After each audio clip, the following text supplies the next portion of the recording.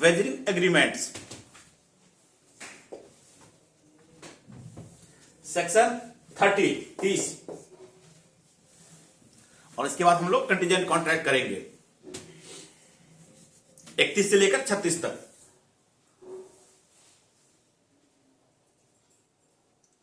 Wagering agreements, आप लोग Vaser का मतलब जानते हैं क्या होता है? इसका लिटरली मीनिंग होता है बेट। आप लोग बेट लगाए हैं, बाजी लगाते हैं आप लोग, बोलिएगा। आप लोग तो बाजी नहीं लगाते, आपस में दोस्तों के बीच बाजी नहीं लगाते हैं। ड्रीम 11, हाँ, ड्रीम 11 वो भी है, बेट है आपका। या आपस में दोस्तों के साथ लगाते हैं, किसी फ्यूचर जो है अनसर्टेन जो है इवेंट के लिए आप लोग बाजी लगाते हैं। एक्चुअली इसका कॉन्सेप्ट ऐसे है कि इसमें दो लोग, ठीक है ना, अलग अलग व्यू रखता है, अपोजिट व्यू है। जैसे कि अगर मान लीजिए कि इंडिया और श्रीलंका का मैच हो रहा है, तो एक पार्टी कहता है इंडिया जीतेगा, एक पार्टी कहता है ऑस्ट्रेलिया मतलब श्रीलंका जीतेगा। यानी कि दो पार्टी अपना किसी भी फ्यूचर अनसर्टेन इवेंट पे अलग अलग व्यू रखता है। और इसमें जो ट्रांजैक्शन होता है वह मनी का होता है, सम का होता है। इसमें और कोई इंटरेस्ट क्रिएट नहीं होता है। होता है बाजी में ना ये चीजें, ठीक है ना, बोलिएगा।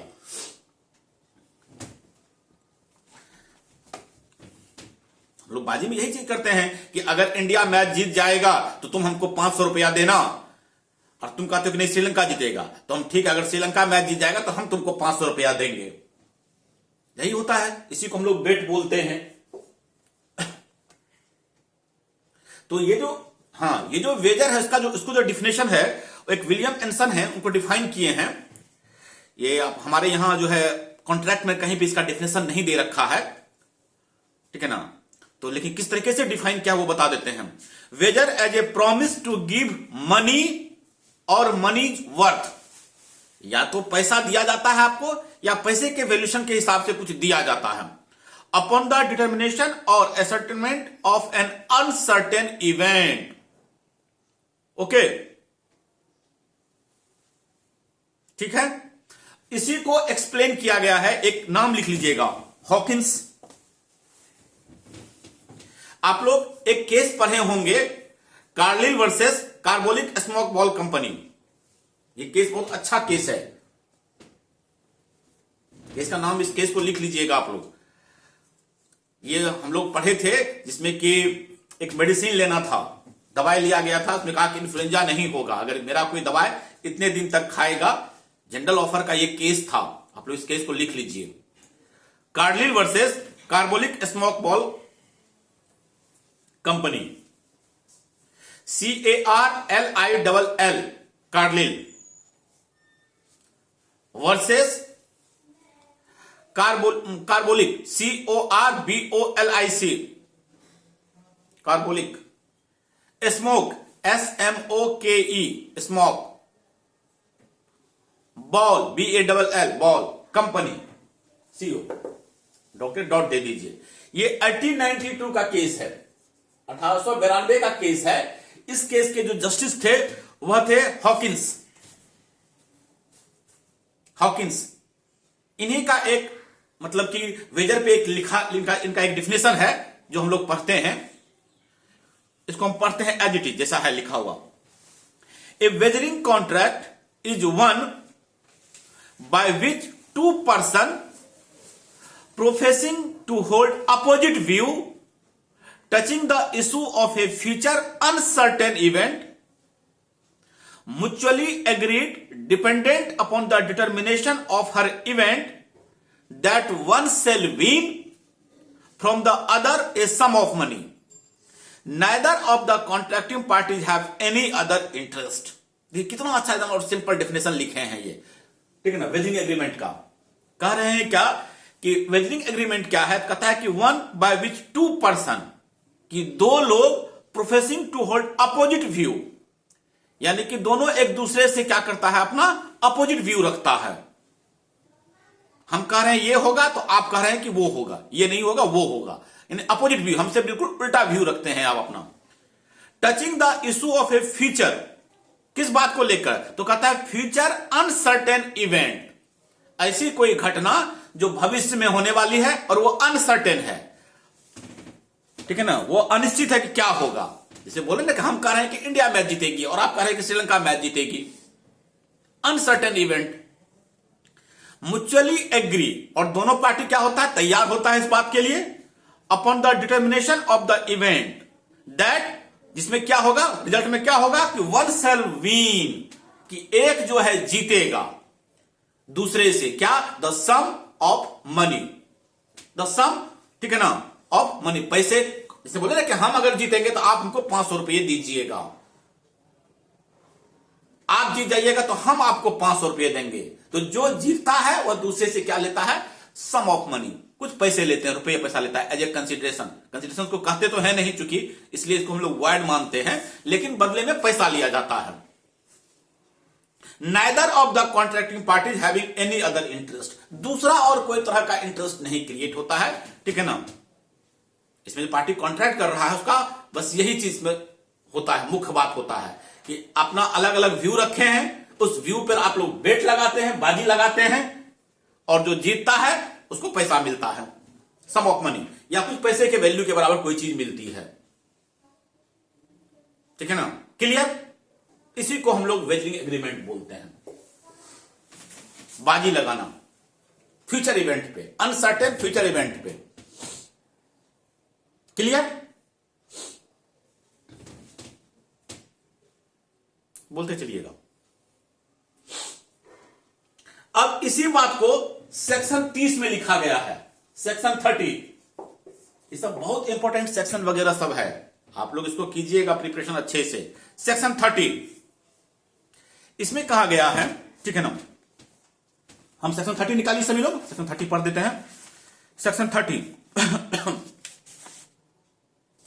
Agreement by way of wager void, तो सबसे पहले ही यह कह दिया है कि अगर आप वेजरिंग कर रहे हैं, इसके थ्रू कोई एग्रीमेंट कर रहे हैं या ऐसा कोई एग्रीमेंट कर रहे हैं जो वेजरिंग नेचर का है, तो वह वॉइड होगा, शून्य होगा। Agreements by way of wager are void and no suit shall be brought, और आप कोई सूट भी नहीं ला सकते हैं, कोर्ट में कोई केस भी नहीं कर सकते हैं। To recovering anything alleged to be won by the wager, अगर आप बाजी जीत भी जाते हैं तो आप उसके लिए कोई सूट नहीं ला सकते हैं कि हमको पैसा नहीं दे रहा है। जैसे कि हमारे और आपके बीच में इस तरह का एग्रीमेंट हो, हम कहें इंडिया मैच जीतेगा और आप कहेंगे ऑस्ट्रेलिया मैच जीतेगा। अगर इंडिया और ऑस्ट्रेलिया का मैच हो रहा है, दोनों बैठकर देख रहे हैं और दोनों एग्रीमेंट कर लेते हैं कि आज इंडिया मैच जीतेगा और आप कह रहे हैं कि ऑस्ट्रेलिया मैच जीतेगा, और अगर इसमें जो है हम 10,000 का बाजी लगा दिए हैं और हम जीत भी गए हैं और आप हमको पैसा नहीं दे रहे हैं, तो हम इसके लिए कोई सूट नहीं ला सकते हैं, कोर्ट में कोई केस नहीं कर सकते हैं आपको रिकवरी फॉर मनी के लिए। Okay, clear. Neetu clear, Neetu, Neha clear, शुमान,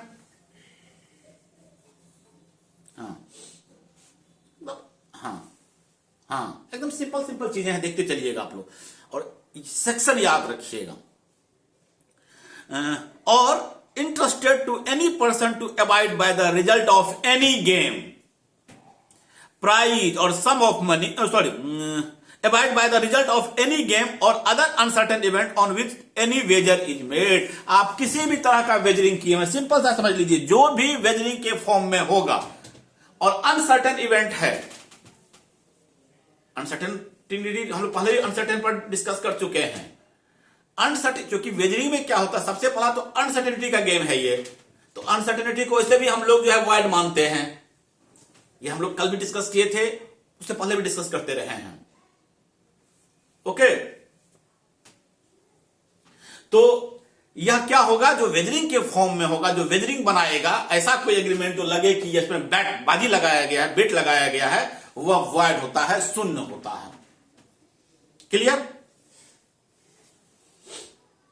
अब आइए, इसका एक्सेप्शन भी है। एक्सेप्शन क्या है? एक्सेप्शन जानना बहुत जरूरी है। अगर आप एक्सेप्शन नहीं जानेंगे तो आपको लगेगा क्या कि केबीसी भी तो वेजरिंग है। नहीं, कौन बनेगा करोड़पति जो खेला जाता है वह भी तो वेजरिंग है। या जो घुड़दौड़ होता है, आप लोग घोड़े का दौड़ देखे ना, घोड़े का रेस देखे हैं ना, हाँ, तो आप उसी चीज को एक्सेप्शन में रखा गया है। यहां पे देखिएगा, exception in favour of certain prizes or horse racing, इसमें है this section shall not be deemed to render unlawful a subscription or contribution or agreements to subscribe or contracting made or entered into for the towards any played prize of sum of money of the value or amount of 500 rupees or upwards to be awarded to the winner or winners of any horse racing। तो simple सा चीज इसमें, इसको exception में रखा गया है। ठीक है, कि 500 रुपये या उससे ज्यादा के अमाउंट का, ठीक है ना, अगर किसी चीज में प्राइज का प्रावधान है तो जनरली ऐसे समझ लीजिए कि ऐसा कोई चीज जो स्पोर्ट्स के फॉर्म में हो, खेल के फॉर्म में हो। हम लोग केबीसी को खेल के फॉर्म में लेते हैं, वेजर के फॉर्म में नहीं लेते हैं। वो जिसका फॉर्मेट बनाया गया है वो स्पोर्ट्स के फॉर्म में है, मनोरंजन के लिए है वो। और उसमें जो प्राइस है वो 500 या उससे ज्यादा अगर है, या फिर हॉर्स रेसिंग जो है हमारे यहां है, उसको हम लोग जुआ नहीं मानते हैं, उसको हम लोग मानते हैं स्पोर्ट्स है वो।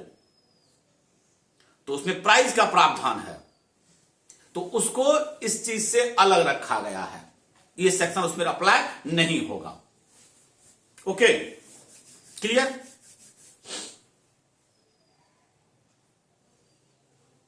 बोलिएगा। एकदम सिंपल सा है, इसको देखिएगा आप लोग, ठीक है ना। अब आइए हम लोग इसको, एक दो आप लोगों को एक केस है, दया भाई वर्सेस लक्ष्मीचंद। दया भाई वर्सेस लक्ष्मीचंद।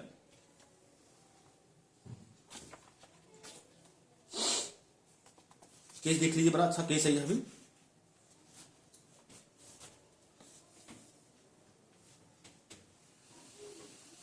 जस्टिस वर्डवुड का एक ऑब्जर्वेशन है, हम पढ़ देते हैं।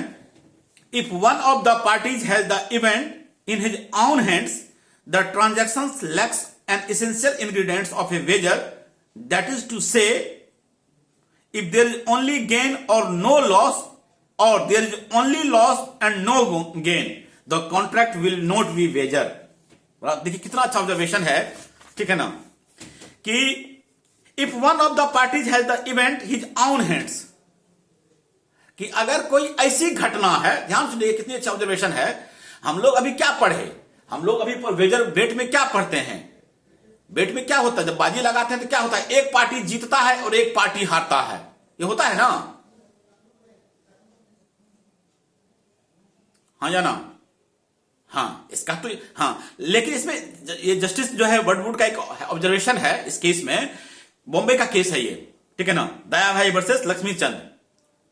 इसमें कह रहा है if one of the parties has the event his own hands, ऐसी कोई घटना जो आपके कंट्रोल में है, ठीक है ना, the transaction lacks an essential ingredients of a wager, that is to say if there is only gain and no loss, कि अगर गेन ही हो रहा है, लॉस किसी को नहीं हो रहा है, या फिर there is only loss, कि लॉस ही हो रहा है और गेन नहीं हो रहा है, तो यह contract will not be wager, यह वेजर नहीं होगा। वेजर का फॉर्मेट कैसा होता है, वेजर का फॉर्मेट होता है, बाजी में क्या होता है कि दोनों में से कोई एक ही जीतेगा, दोनों में से कोई एक ही जीतेगा, दोनों जीत नहीं सकता है। और ये अनसर्टेन इवेंट है, किसी के हाथ में नहीं है, लेकिन कोई ऐसा एग्रीमेंट है जो कि आपके खुद के कंट्रोल में है, ऐसा है कि वह उसमें जीत ही जीत है, हार नहीं है। ओके, उसमें कोई, अब इसीलिए हम लोग केबीसी की बात करते हैं कि वो हम लोग वेजरिंग नहीं मानते हैं, कि इसमें आप या तो जीतते हैं, हारता कोई नहीं है, उसमें कोई हारता है? दूसरा पार्टी इसमें हार रहा है? क्या अमिताभ बच्चन हार गया उसमें? बताइए, नहीं ना, नहीं। तो इसीलिए इसको हम लोग कहते हैं कि वो जो है स्पोर्ट्स के फॉर्म में है, वो वेजरिंग कॉन्ट्रैक्ट नहीं है, वेजरिंग एग्रीमेंट नहीं है। या तो इसमें जीत ही जीत है, या अब वो जो आदमी गया कुछ रुपया जीत कर ही आएगा, दूसरे को कोई नुकसान नहीं उससे, या दूसरा जो आदमी है वो हार के ही जाएगा, दूसरे को कोई फायदा नहीं है उसमें। तो या तो जीत ही जीत है या फिर हार ही हार है, दूसरे पक्ष को कोई मतलब नहीं है उससे, जीत और हार से, वो ना जीतता है ना हारता है। इसीलिए उसको स्पोर्ट्स के फॉर्म में कहते हैं हम लोग वेजरिंग एग्रीमेंट, और वो वेजरिंग नहीं होता है। Okay, clear? ठीक है।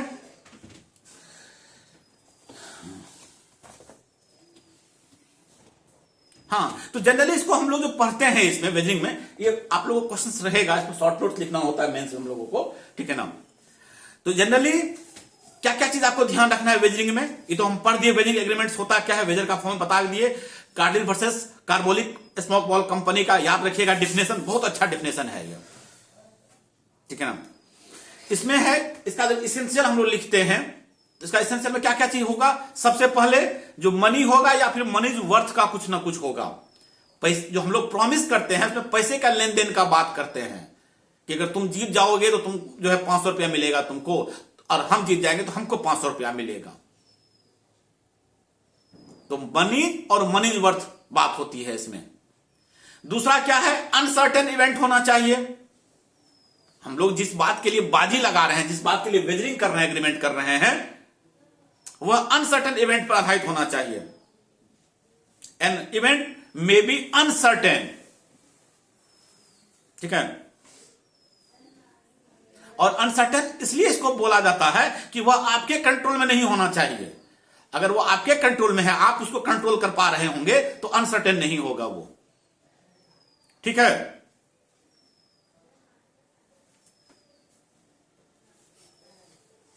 ठीक है, बात समझ रहे हैं ना।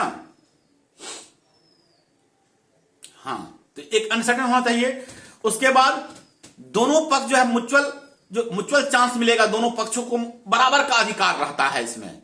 जैसे कि आप सिंपल सा समझ लीजिए इससे बात को, म्यूचुअल चांसेस ऑफ गेन और लॉस, यानी कि दोनों में से कोई भी जीत सकता है और कोई भी हार सकता है, दोनों के पास म्यूचुअल चांस है।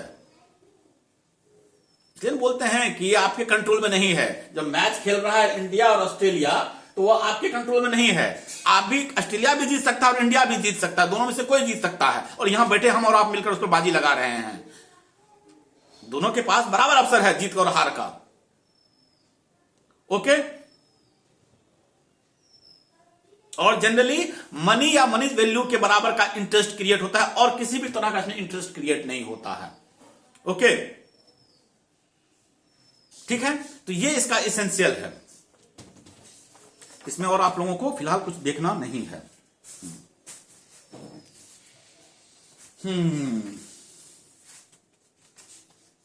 क्लियर। इसका इफेक्ट देख लीजिए। इफेक्ट यही होता है कि वेजरिंग कॉन्ट्रैक्ट वाइड होता है। इसका इफेक्ट आप लोग देख लीजिएगा। वेजरिंग कॉन्ट्रैक्ट जो होता है वह एग्रीमेंट वाइड होता है।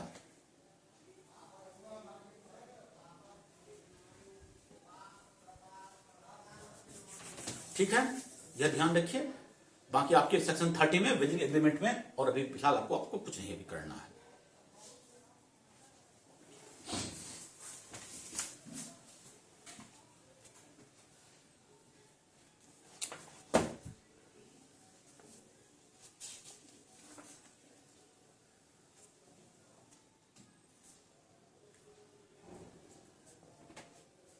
एक केस है, केस का नाम भी लिख, आप लोग दो केस इस पर लिख लीजिए, बड़ा अच्छा केस है। बाबा साहब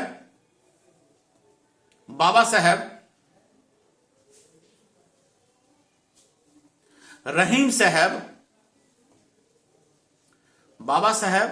साहब वर्सेस राजाराम,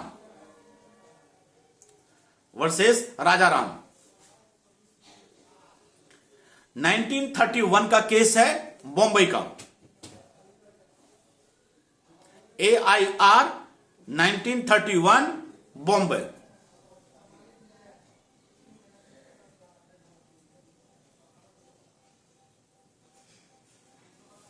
इसमें दो रेसलर होता है। रेसलर समझते हैं आप लोग, मुक्केबाज बोलते हैं रेसलर को, लड़ता है जो रेसलर बोलते हैं उसको नाम। दो wrestler agreed to enter into a wrestling competition subject to the condition that the person who failed to appear on the day fixed for the match should be forfeit ₹500 to the other party, and that if the competition took place the winner should receive ₹1125 out of the gate collections। इसमें दो wrestler है, ध्यान से देखिए कितना अच्छा इसमें agreement करता है। दो रेसलर के बीच में एग्रीमेंट होता है कि अगर कोई आदमी, दोनों में से कोई भी, जिस डेट को मैच होना है, जिस डेट को रेसलिंग होना है, उस डेट को नहीं आएगा, ठीक है ना, तो जो नहीं आएगा वो ₹500 देगा दूसरे को। ठीक, एक तो ये रहता है। दूसरा क्या कहा कि जो जीतेगा उसको ₹1125 मिलेगा। जो लोग मैच देखने के लिए आएंगे टिकट लेकर, उसका जो कलेक्शन होगा उसमें से ₹1125 मिलेगा उसको। ओके, तो एक पार्टी जो है वो नहीं आया रेसलिंग करने के लिए, दूसरा पार्टी क्लेम किया, कोर्ट गया, सूट फाइल किया कि हमको ₹500 से दिलवा दीजिए। ठीक है,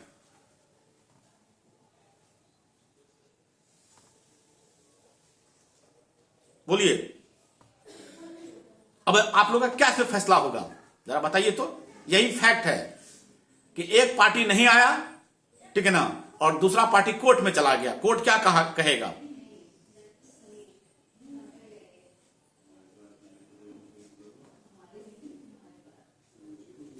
उन्हें ₹500 मिल जाएगा उसको।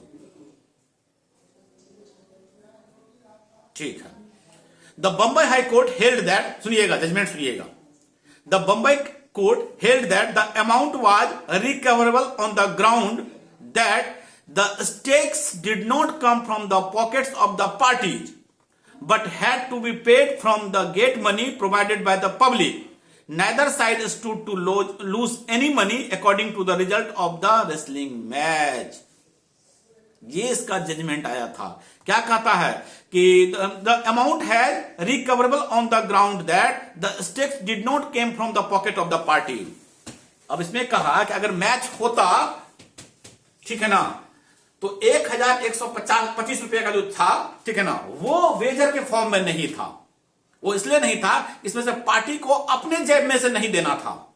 अब ध्यान समझिएगा, दो चीजें हैं इसमें। अगर नहीं गया तो ₹500 जो है वो रिकवरेबल नहीं होगा, क्योंकि वो पार्टी की जेब से जा रहा है। बाजी क्या था? बाजी दो तरह का बाजी था इसमें था क्या बेट कि अगर जो नहीं आएगा दूसरा उसको ₹500 देगा। ठीक है, हाँ या ना? नहीं, दूसरा नहीं देगा, इसमें तो रिकवरेबल होना चाहिए था ना। एक मिनट देख लीजिए, एक फैक्ट हमको देखने दीजिए। To the condition that the person who fail to appear on the day fix for the match should be 200 of the other party. हाँ ठीक, to the other party and that if competition took place. हाँ ठीक है ना। तो यहां पे ये वेजरिंग था, एक पार्टी के जेब से ₹500 जा रहा है, तो ये वेजरिंग है, ये रिकवर नहीं होगा, इसके लिए सूट फाइल नहीं है। लेकिन अगर मैच होता, ध्यान समझिए, और उसमें जो जीतता उसको ₹1000 मिलता, ठीक है ना, तो कहता है कि ये जो है ये स्पोर्ट्स का फॉर्म हो गया। बात समझे? इसीलिए इसमें से किसी पार्टी के जेब में से पैसा नहीं जा रहा है, बल्कि लोग जो देखने के लिए आते, उससे जो टिकट कलेक्शन होता, पैसा टिकट से जो पैसा मिलता, उसमें से पार्टी को जाता, उसमें से जीतने वाले को पैसा जाता। बात समझ रहे हैं? दोनों में क्या फर्क हुआ? नहीं तो क्लियर हुआ ये चीजें? हाँ, वेजरिंग में क्या होता है कि एक पार्टी जीत रहा है, एक पार्टी हार रहा है, और हारने वाले के पॉकेट से पैसा जा रहा है, जो कि रिकवरेबल नहीं है, जो कि वाइड है। लेकिन अगर ये स्पोर्ट्स के फॉर्म में हो जाता है, हम लोग क्रिकेट मैच खेलते हैं, इतना इतना प्राइज बढ़ता है, ठीक है ना, तो वहां पे जीतने वाले को अमाउंट जाता है। यह वेजरिंग का फॉर्म नहीं है, ये स्पोर्ट्स का फॉर्म है, वो एक्सेप्शन के अंदर आता है, ठीक है ना। तो अगर ये मैच होता और जो जीतता उसको जो मिलता 1,000 रुपया या जो भी अमाउंट तय किया गया है, वह वेजरिंग का फॉर्म नहीं होता, वो इसको हम लोग वेजर नहीं बोलते हैं इसको। क्लियर सुप्रिया?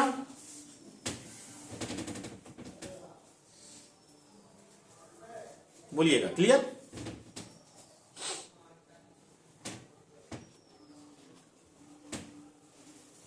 हाँ, इसलिए इसमें है द डिफेंड, हाँ हो गया, rejecting the argument of the defendant that contract was a Vaser.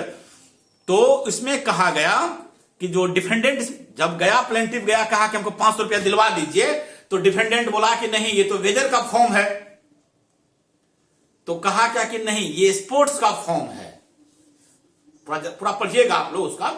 जब आर्गुमेंट किया कि ये वेजर है, डिफेंडेंट अपना बचाव किया कि नहीं जाएगा, ये वेजर का फॉर्म है, कहा कि नहीं आप लोग स्पोर्ट्स के फॉर्म पे लगाए हुए हैं, ठीक है ना, पैसा आपके जेब से नहीं जा रहा है, चाहे जो भी अमाउंट हो, या जो इवेंट है उस इवेंट से पैसा जा रहा है, तो यह रिकवरेबल होगा। वेजर का फॉर्म तब बोलते हैं, ठीक है ना, जब ये सिर्फ आप दोनों के बीच इस बात के लिए तक, इसी बात तक क्लियर रहता कि 500 रुपया का लेन देन होता, जो नहीं आएगा वो 500 रुपया देगा। अगर बात यहीं तक सीमित रहती तो ये वेजरिंग होता। लेकिन ये था क्या कि एक इवेंट किया गया, ठीक है ना, और वहां से जा रहा है पैसा किसी को, जिस किसी को भी जाएगा। क्लियर रंजीत? क्लियर हुआ ये चीज? तो इसको ध्यान दीजिएगा कि वेजर कब रहेगा और कब स्पोर्ट्स का फॉर्म होगा। ये भारत और ऑस्ट्रेलिया का मैच हो रहा है, हम लोग यहां बैठ के लगा रहे हैं, हम और आप, तो वेजरिंग का फॉर्म है, ठीक है ना। लेकिन अगर ये इसको हम लोग इवेंट स्पोर्ट्स के फॉर्म में कर लेते हैं, तो वेजरिंग के फॉर्म में नहीं होता है ये। तो यही हमारा वेजरिंग एग्रीमेंट है, जो कि वाइड होता है, ठीक है ना। और वाइड इसलिए भी होता है क्योंकि इसमें जो है एग्रीमेंट में क्या होना चाहिए, एग्रीमेंट में कंसीडरेशन होना चाहिए, और इसको हम लोग कंसीडरेशन नहीं मानते हैं, क्योंकि कंसीडरेशन में क्या होता है, दोनों पक्षों को कुछ ना कुछ मिलता है। बात समझे? कंसीडरेशन का यही ना है, हम आपको कार बेचे और आपसे 500 रुपया 5,000 रुपया लिए, तो दोनों पक्षों को कुछ ना कुछ मिला। एग्रीमेंट का हम लोग जो कॉन्ट्रैक्ट पर उसमें एसेंशियली पढ़े ना कंसीडरेशन में कि समथिंग इन रिटर्न, तो हम भी आपको कुछ दिए और आप भी हमको कुछ दिए, तब वो एग्रीमेंट का फॉर्म होता है। बट वेजरिंग फॉर्म में, वेजरिंग में क्या होता है कि केवल एक ही पक्ष को मिल रहा है, एक आदमी के जेब से जा रहा है, दूसरे को मिल रहा है, तो कहा कि यही वेजरिंग फॉर्म है, इसमें कंसीडरेशन नहीं होता है, इसीलिए इस एग्रीमेंट को हम लोग वॉइड मानते हैं। क्लियर? सही हमारा वेजरिंग है।